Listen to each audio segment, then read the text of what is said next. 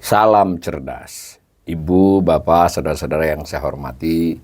Sesi komentar berita kali ini saya akan menyoroti berita tentang rencana penurunan ambang batas PPH, Pinal, UMKM. Dan juga ada PTKB nanti, tapi terutama adalah ambang batas PPH UMKM akan diturunkan. Begitu ya, diketik di mesin pencarian.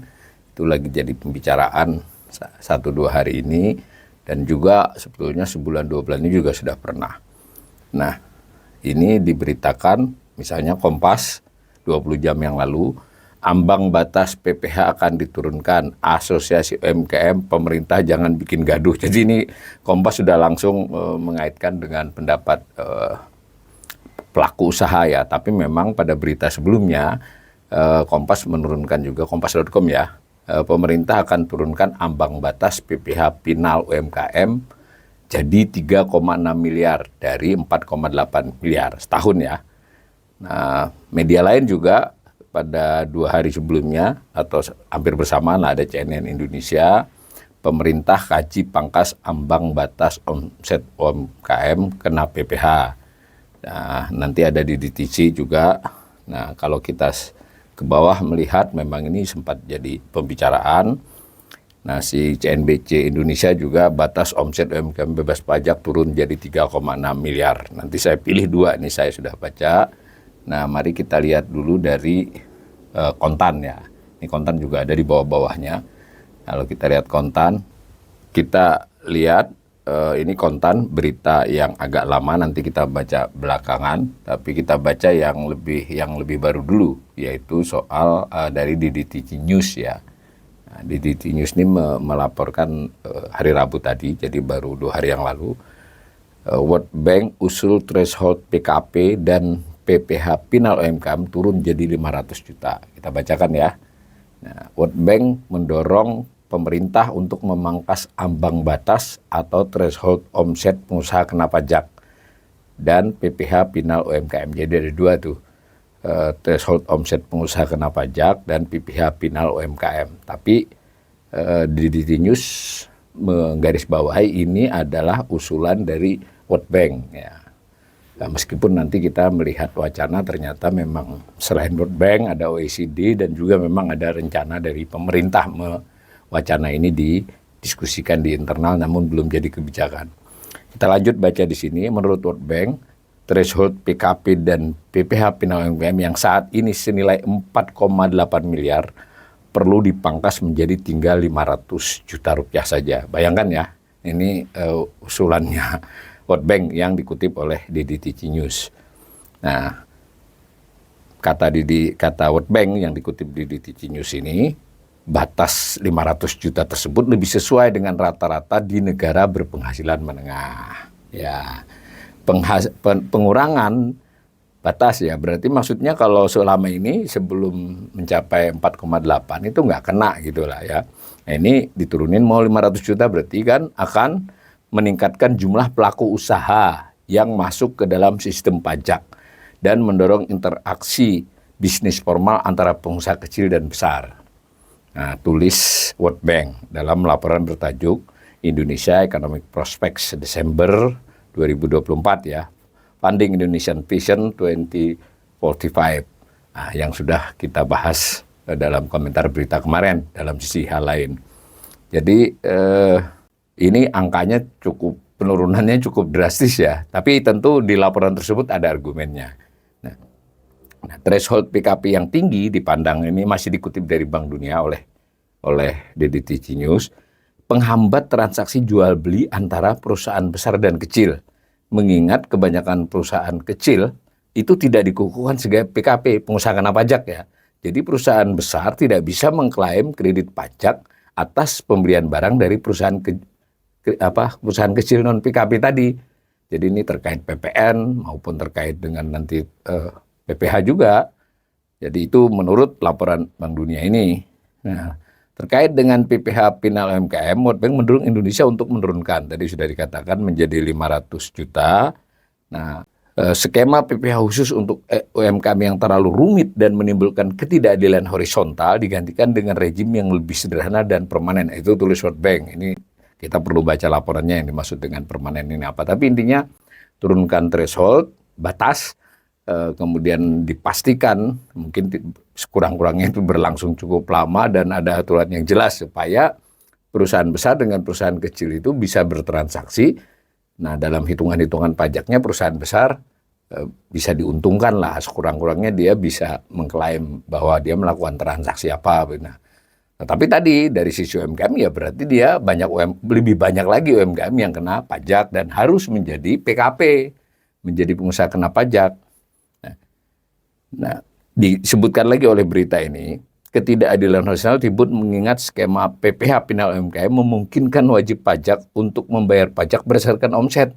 Akibatnya, skema PPh final UMKM lebih menguntungkan perusahaan dan sektor dengan margin laba yang besar. Nah, ini benar juga ini ya.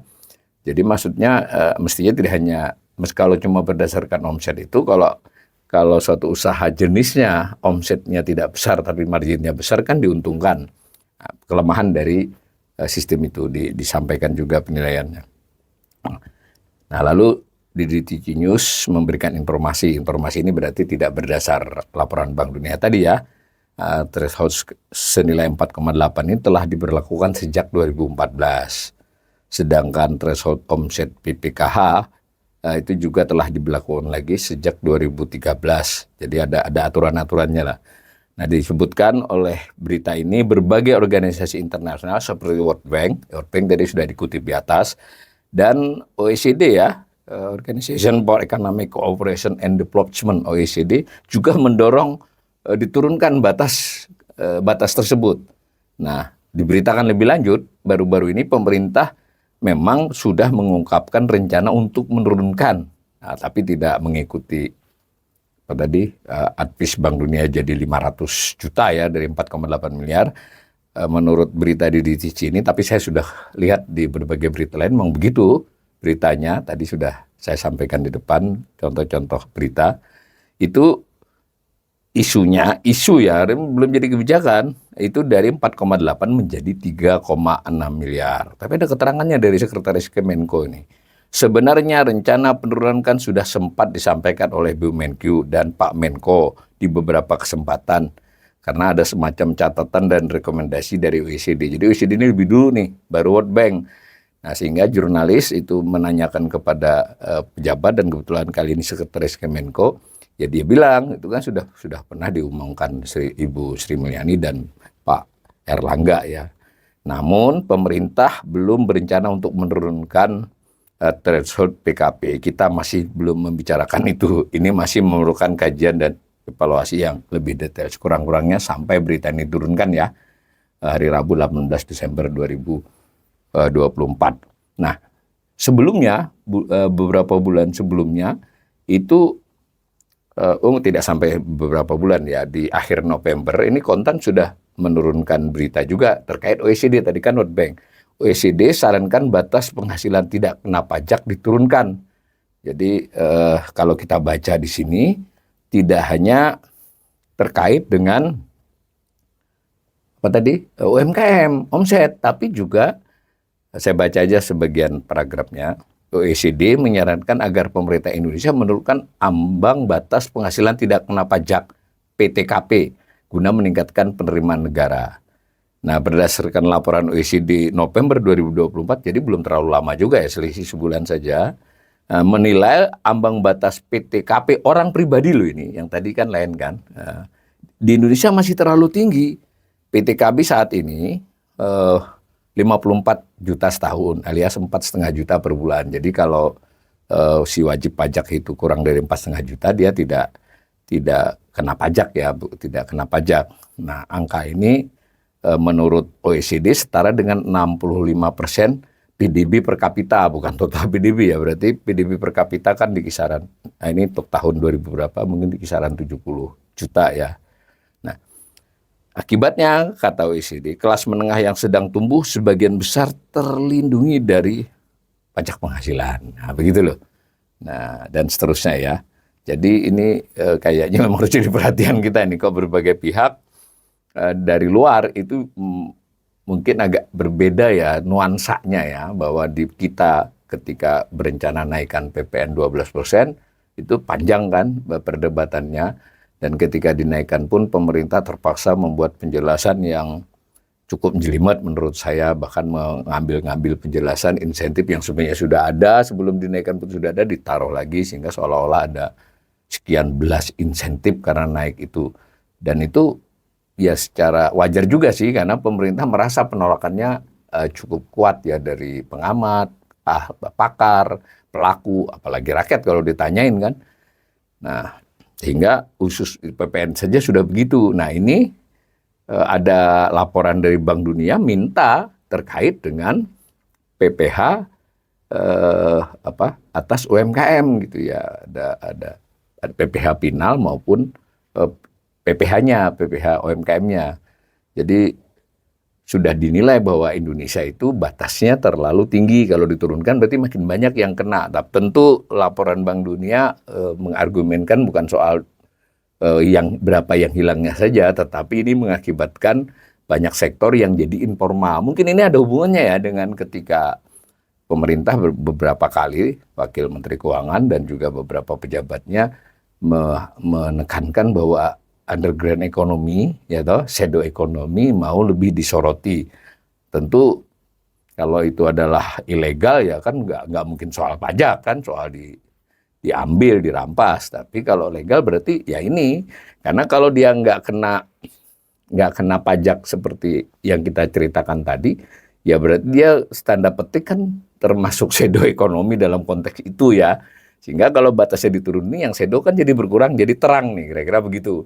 Nah, semacam itu, dan tadi dari berita sudah ada argumennya. Nah, yang penting saya perlihatkan juga salah satu OECD belum saya lihat. Ini yang laporan terkini beberapa hari yang lalu, 49 halaman dari World Bank Group. Sebenarnya itu adalah laporan rutin saja, setiap 6 bulan.